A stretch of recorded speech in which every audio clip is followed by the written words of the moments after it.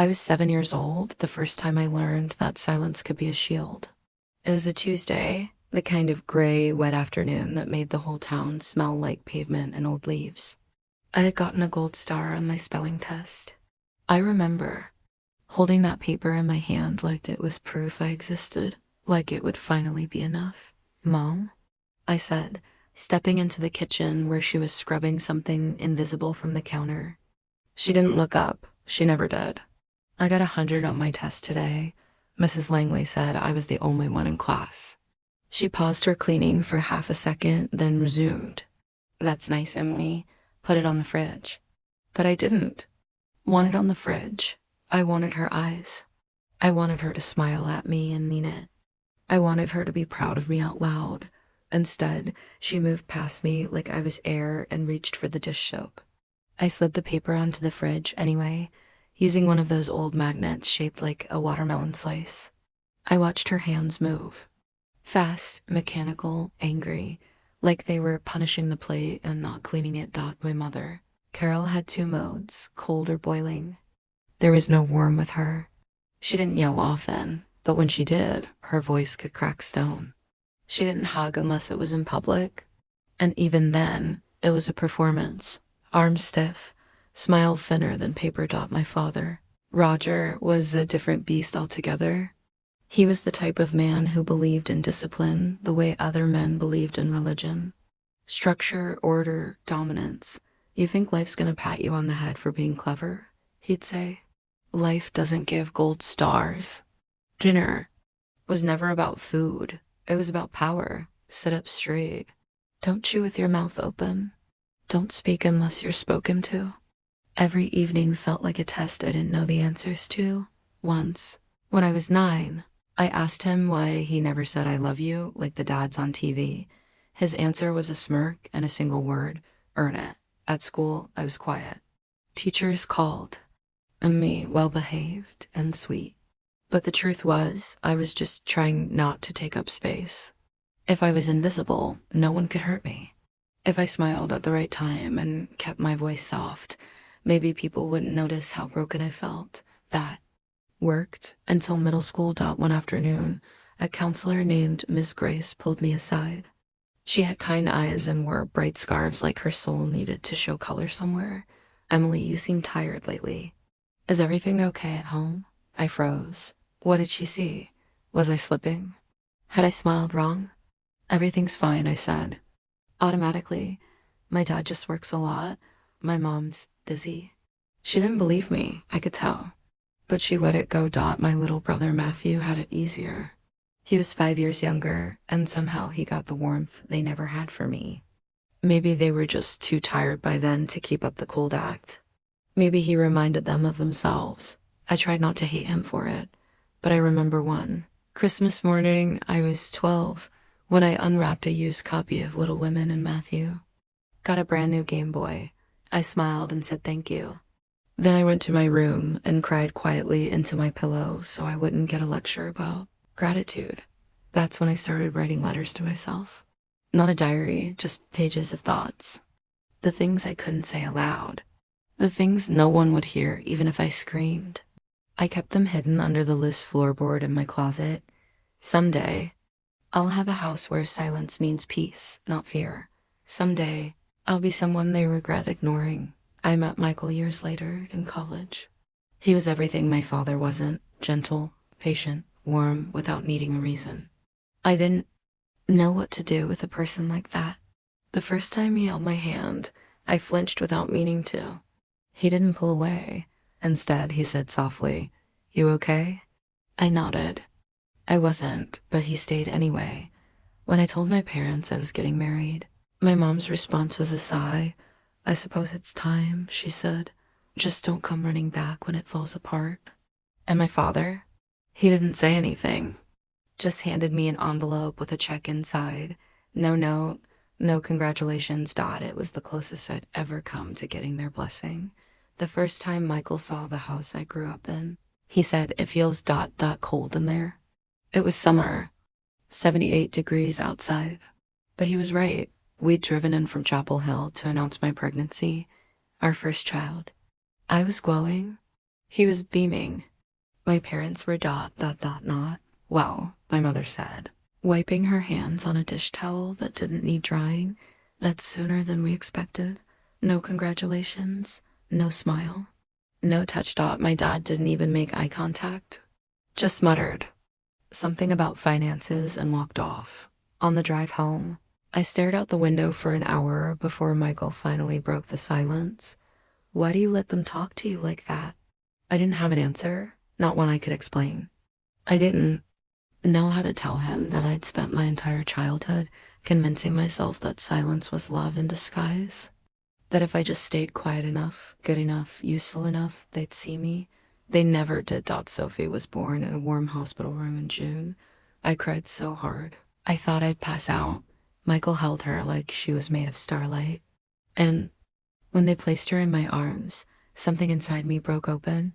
I will never make her feel invisible. I whispered, and I didn't. I poured every ounce of warmth I had into her. Every smile I never got.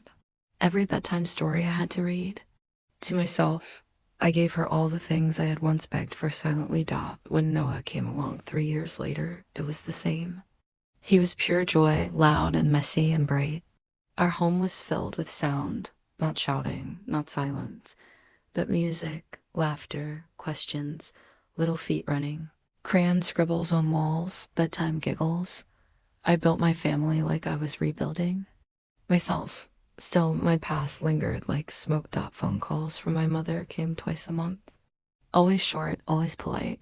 How are the kids? When are you visiting? Never. I'm proud of you. Never. I'm sorry for the way things were. I stopped trying to fix it. Instead, I kept a safe distance, emotionally, if not geographically. But then Dad had his heart attack. It was sudden, no warning. Just a call from a hospital in Raleigh. We did everything we could. The nurse said he didn't make it.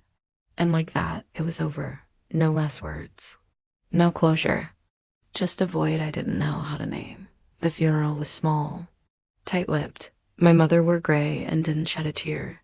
When I leaned in to hug her after the service, her arms hung limp at her sides. You don't have to pretend, she said into my shoulder. You were never close. It stung more than I expected. That night, after everyone else had gone, I sat alone in my childhood bedroom, smaller now, cluttered with forgotten furniture and the same faded wallpaper I used to trace with my fingers. When I couldn't sleep, I walked to the closet. The floorboard was still loose. I pulled it up with shaking hands and found them, the letters. Dozens of folded pages in a worn shoebox, yellowed but intact. I sat on the floor and read them one by one. December 5th, 1998. Today, Mom said I cried too much. So I tried not to cry at all. But then it hurt worse. May 19th, 1999. I got first place. And art. She didn't come. June 3rd, 2001. Dad said I talk like a victim. I didn't know what that meant. So I stopped talking. I just want someone to notice when I'm not okay. By the time I finished reading, it was morning. My legs were numb and my face was raw from silent tears. I packed the letters into my purse and left that house without saying goodbye. Michael didn't ask where I'd been. He just took one look at me and opened his arms. I fell into him like I was 7 again. Only this time, someone caught me. The house we lived in was nothing fancy, but it was ours. A 2-story colonial with blue shutters and a squeaky porch swing. Michael had fixed with Sophie last summer. The kind of house that creaked when it rained and smelled like pancakes on Sundays. It was loud with life and soft with love. The opposite of where I came from. This was the home I had built. Not just the walls or the furniture, the air, the safety, the warmth. But even that warmth couldn't stop the cold draft of grief that slipped in after my father's death. I wasn't mourning him exactly. I was mourning the possibility that something, anything, might have been different. The call came 3 weeks later. Emily Carter? The woman asked. I'm calling on behalf of Thompson and Reeves, your father's legal representatives. There will be a reading of his will next Thursday at 11 a.m. in Raleigh. Your presence is requested. My presence? He hadn't wanted much of it when he was alive. I didn't tell Michael right away. I didn't know how. How do you say? I'm going to sit in a room with my mother and brother to find out just how replaceable I was to the man who raised me. When I finally did tell him, he just said, "You don't have to go." But I did, not because I expected anything, because I needed to see it with my own eyes. Whatever final truth he had left behind, the lawyer's office smelled like polished wood and too much cologne. My mother sat straight-backed in a navy coat, hands folded like she was bracing for a courtroom verdict. Matthew sat beside her, looking bored, thumbing through his phone. He glanced at me once. Hey, that was it. No hug. No. How are the kids? Just, hey, like we were coworkers stuck in the same elevator. The lawyer, a balding man in a suit too tight across the chest, cleared his throat.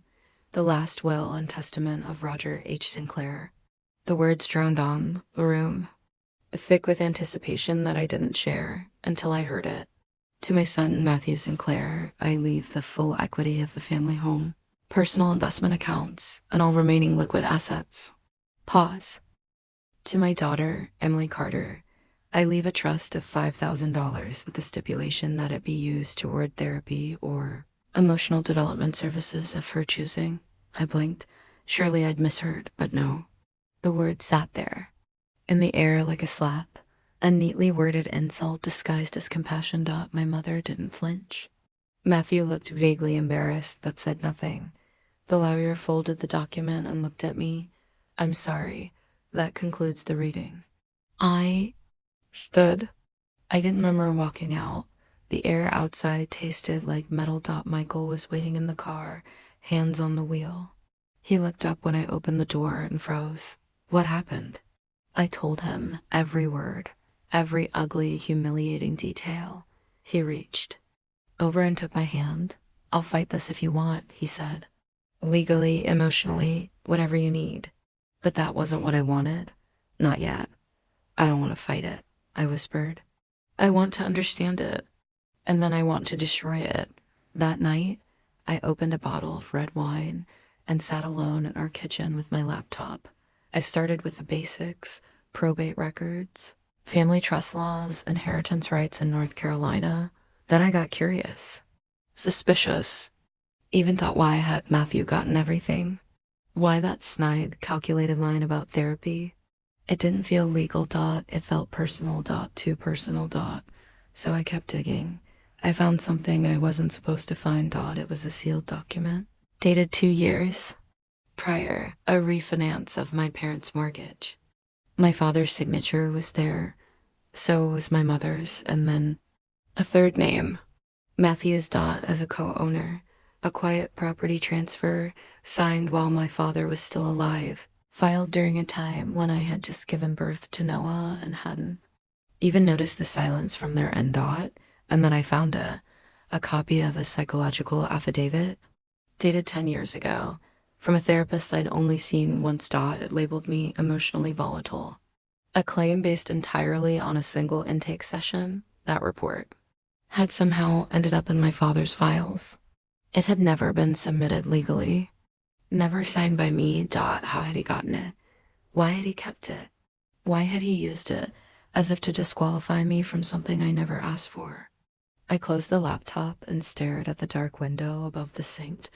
My reflection looked back at me, tired, angry, but something else. Too awake. He'd spent his life telling me I was unstable. Maybe he thought that if he wrote it down somewhere, official, it would make it true. But it wasn't true. I wasn't unstable. I was underestimated. The days after the will reading passed in a haze. Not quite grief, not quite rage, but something quieter.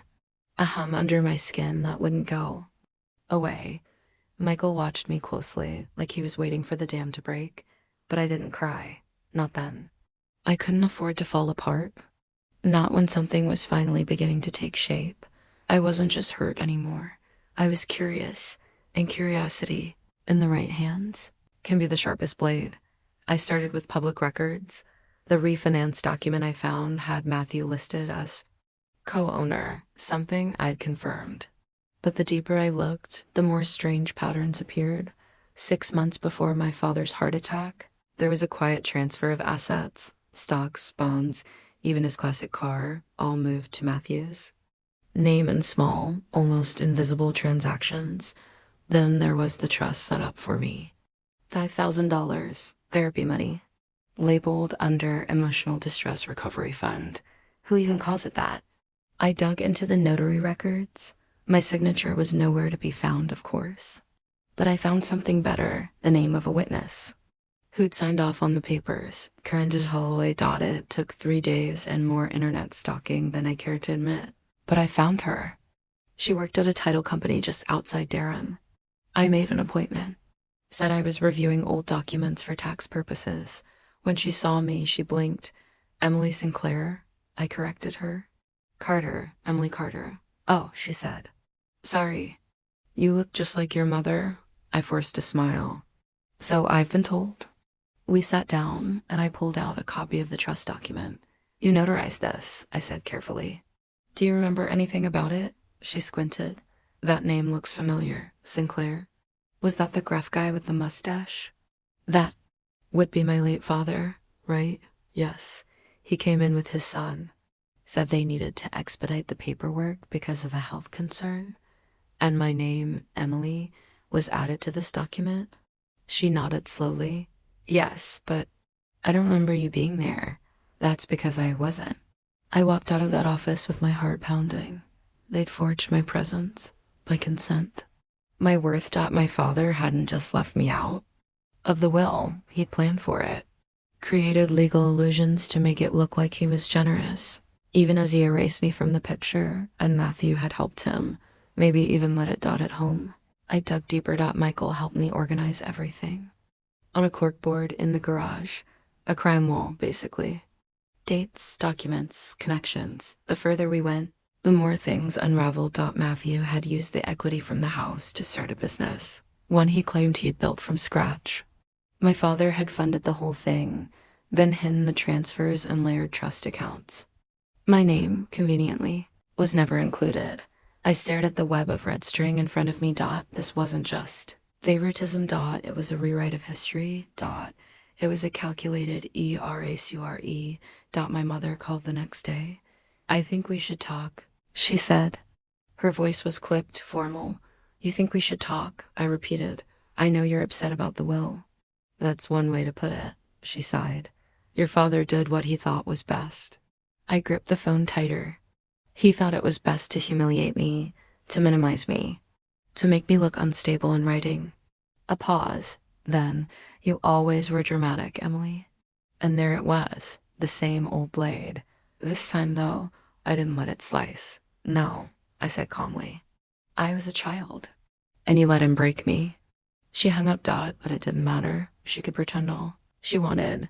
The truth was mine now, and I was going to use it. The morning I met with the attorney, the sky was the color of wet concrete, heavy and undecided, like it didn't know whether to cry or just hang there, thick and still. James Dalton wasn't the first lawyer I contacted, but he was the first one who didn't talk to me like I was a fragile woman with a grudge. He listened, really listened, and he asked smart questions. How far do you want to take this? He asked, flipping through the folder of documents I'd compiled. The fake trust, the property transfers, the forged notary witness. I looked him straight in the eye, all the way. The thing about people like my father and brother is they always assumed I was weak because I was quiet, because I didn't slam doors or raise my voice, because I didn't throw plates or make scenes. But there's power in quiet. There's control. And now, for the first time, I have the truth on paper. James leaned back in his chair. We can challenge the will. The notary fraud is our strongest card. That alone could bring the entire document into question. Will it go to court? Almost certainly. But if your goal is justice, not revenge, then you have a very solid foundation. I smiled for the first time in days. They're the same thing in this case. We started filing. Quietly, discreetly. James made contact with a forensic document analyst to verify signature inconsistencies. I dug up emails, handwritten notes, anything that would support my timeline. Michael took the kids to his parents' place for the weekend so I could focus without interruption. I stayed up late, Night after night, in the soft glow of my laptop, building the case like a puzzle. Every lie they told, every piece they erased me from Dot, it was all there, Dot, and it was all going to unravel, Dot. Then came the first retaliation, a cease and desist letter from Matthew's lawyer, claiming I was harassing the family and slandering the deceased. I laughed out loud when I read it because it meant they knew. They knew I wasn't bluffing. Forwarded the letter to James. His reply came 5 minutes later. Good. Let them squirm. But what surprised me most was the voicemail I got from my mother 3 days later. Her voice was shaky. Not cold this time, but confused. Emily, I don't know what Matthew told you, but I didn't know about the notary. I thought it was all legal. Your father handled everything. He always handled everything. I didn't call her back. Not yet, because I needed her to sit in that discomfort. The same discomfort she let me live in for 3 decades. In the meantime, James suggested mediation before trial. A way to settle without dragging it all into court if we wanted to. I want them to know what they did, I said. I want it on record. I want to look them in the eye. Then we mediate. The session was set for the following week. Matthew showed up in a pressed navy suit, fake concern painted on his face. My mother wore black like someone had died. I wore red. I didn't speak first. James laid everything out. The notary fraud, the forged witness statement, the financial trail showing how Matthew's business was funded. Matthew's lawyer stammered, tried to redirect. My mother stayed silent. Then James slid a document across the table. The notarized statement from Karen Holloway. She confirms Emily wasn't present. This is forgery. Matthew's eyes darted toward our mother, but she wouldn't look at him. I did. Though, and for the first time in my life, I watched my brother's mask crack. He didn't apologize. Not really, but he offered a settlement, full release of the house, 50% of the business shares, and a formal letter of correction for the trust document, acknowledging the forgery and clearing my name. I could have asked for more. I could have taken everything, but I said yes, not because I was finished, but because this part of the war was won. That night, Michael and I sat in our backyard, wine glasses in hand, fireflies blinking between the trees. I don't know how you stayed so calm, he said. Because I've been screaming on the inside for 30 years, I answered. This was the first time someone finally heard me. I hadn't spoken to my mother since the mediation. She didn't try again either, not after the settlement, not after the official correction was filed, not after the house deed was signed over. To me, there was only silence, but this time, it wasn't mine to carry. And yet, silence from her still left a knot in my chest. One that had been there since I was old enough to feel what not enough felt like. So I made the call. She answered on the second ring. Emily, she said, her voice low, tired. I'd like to talk in person. A pause. Then, all right. We met at the house, not mine, hers, the one I grew up in. It felt smaller somehow, like the walls had inched closer together over the years. She'd redecorated. Softer colors, fewer edges. But the air still smelled like polished wood and disappointment. She was waiting in the kitchen. For a moment, she looked old. Not just aged, but weary. Worn down by something deeper than time. I didn't think you'd come back here, she said. I didn't either. We sat at the same table where I'd been scolded for slouching, for sighing, for crying too loud. Now, I was silent on purpose. She poured tea. Neither of us touched it. I didn't know about the notary, she said. Eventually, eyes fixed on her own hands. He didn't tell me. I didn't respond. She tried again. Your father always handled the paperwork. I never read the details. That's the problem, I said. You never read anything. Not documents, not signs, not me.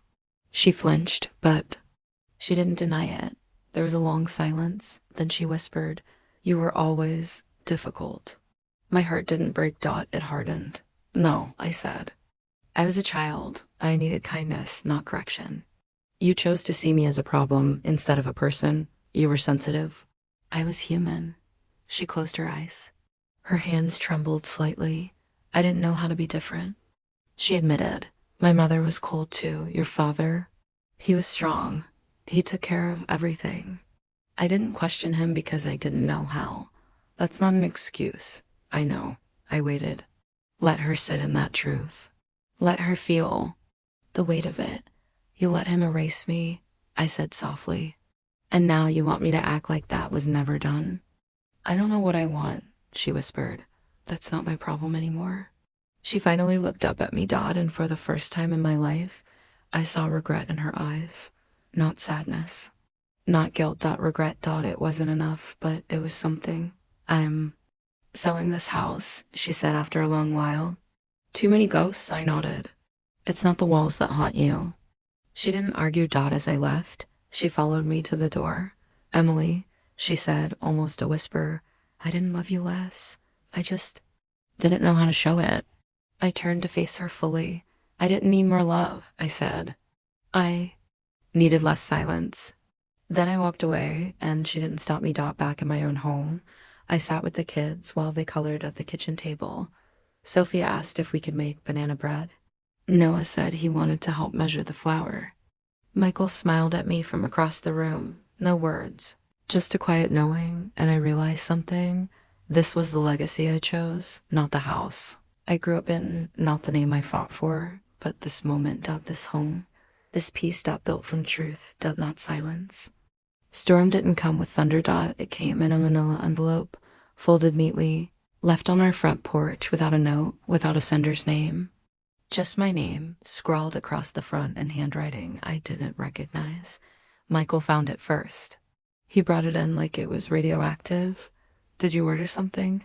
He asked. I shook my head, took the envelope, and opened it slowly. Inside were 6 pages. Copies of financial statements, all dated within the last 8 months. Every one of them had one name in common. Elaine Sinclair. My mother. It didn't make sense at first. There were wire transfer records, small amounts at first, then larger ones, all going from a private account in her name to Matthew, thousands of dollars, sent monthly. Like clockwork. There was a sticky note attached to one of the pages. You should know who's really funding the ghosts.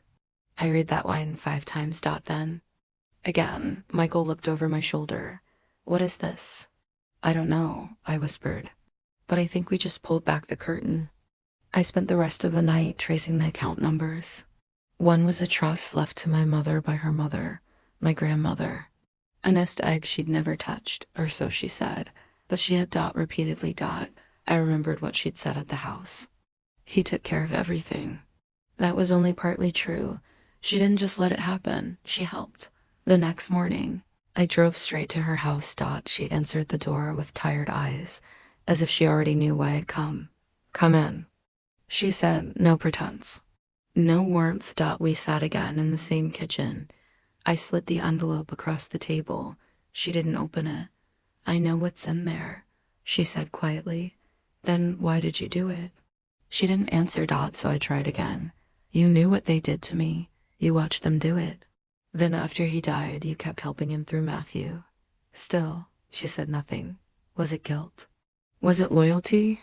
Or did you just not want to be alone? She finally spoke. It wasn't about you. I blinked. Excuse me? She looked at me like I was a child again, like I couldn't possibly understand. It was never about you, she repeated. It was about keeping the family name intact. About making sure the house didn't get sold. About avoiding scandal. Your father made me promise. I stared at her in disbelief. All this time, you've let me believe you were just passive, just scared. But you were complicit. She winced at the word. I didn't know how else to survive. She said. I stood up. Surviving doesn't excuse betrayal. It never did. She didn't stop me when I left. Again. Back home. Michael said what I couldn't. She doesn't get another chance. I nodded. I'm done asking for things she doesn't know how to give. But that didn't stop me from feeling the echo of it. That final piece falling into place. The last illusion crumbling. She hadn't just been a bystander. She was a storm shelter with a locked door, and I'd been standing in the rain alone for years. That night, I took out my old letters, the ones from under the floorboard. I read them all again, this time with clearer eyes. And I did something I never thought I would. I burned them one by one, outside. Under the stars, the smoke rose into the dark like old ghosts finally being. Set freed up, Michael came out with 2 mugs of tea. You okay? He asked. I nodded. Better than I've ever been. Justice doesn't always look like revenge. Sometimes it looks like a clean kitchen. A quiet evening. A name finally said without shame. It had been 6 weeks since the settlement. 6 weeks since I walked out of that mediation room and left the ghosts of my childhood trapped behind its glass walls. I wasn't angry anymore. I wasn't broken either, but I wasn't done. There was one last drawer in my house I hadn't opened. It sat in the hallway closet, taped shut since the week after my father's funeral. Inside were the last boxes from his attorney, legal leftovers, property records, old tax forms. I don't know what made me cut the tape that day. Maybe I needed closure. Or maybe I knew there was still something waiting to be found. At the bottom of the box was a file labeled in my father's handwriting, Emily, for later. My hands trembled as I opened it. Inside, a letter. Emily, if you're reading this, then I'm gone. And I imagine you're angry. Maybe you always were. I know I was never the kind of father you wanted, but I did what I thought was right. I thought you were too soft, too emotional, and I believed that would destroy you. I thought I was making you stronger. I see now I was wrong. You didn't need hardening. You needed space. And I never gave you that. You're probably thinking this is some pathetic attempt at redemption. Maybe it is. Or maybe I just want you to know I saw you. Even if I pretended I did in single quotes T. Do what you need to do. I'm not here to stop you anymore. Dad, I didn't cry. Not out of defiance, but because I didn't need anything from that letter. It wasn't an apology. It wasn't enough. But it was honest. And for the first time, that was all I needed. I stood in the doorway of my daughter's room later that night. Sophie was reading, legs curled up, her face lit by a string of soft fairy lights above her bed. Her little brother was already asleep down the hall. They didn't know what kind of storm they'd never have to weather, and that was my victory. Not money, not property, not revenge. Silence had ended with me. 3 months later, I sent an email to a small nonprofit that supported children estranged from toxic families. I offered to write, to speak, to volunteer, anything. A week later, they called. You have something people need, the woman said. You have survival and clarity. Not everyone makes it that far. On the day of my first talk, I stood in a church basement with mismatched chairs and a coffee machine wheezing in the corner. There were only a dozen people in the room, mostly women, a few teens, one man. I told them my story. Not the legal version. Not the headline version. My version. I told them about being the invisible child, the performative daughter, the adult who smiled through the sting, the woman who stopped asking for love and gave it to herself instead. And when I finished, no one clapped. They just sat in stillness, which was fine by me, because the silence, this one was sacred. When I got home that night, Michael was waiting with a cup of tea, and the kids were still up, watching a movie under a blanket fort. You look taller, he joked. I laughed. No, I said. I just finally put it all down. Some endings don't come with explosions or revenge or tears. Sometimes they come with peace, and that's the hardest kind to earn.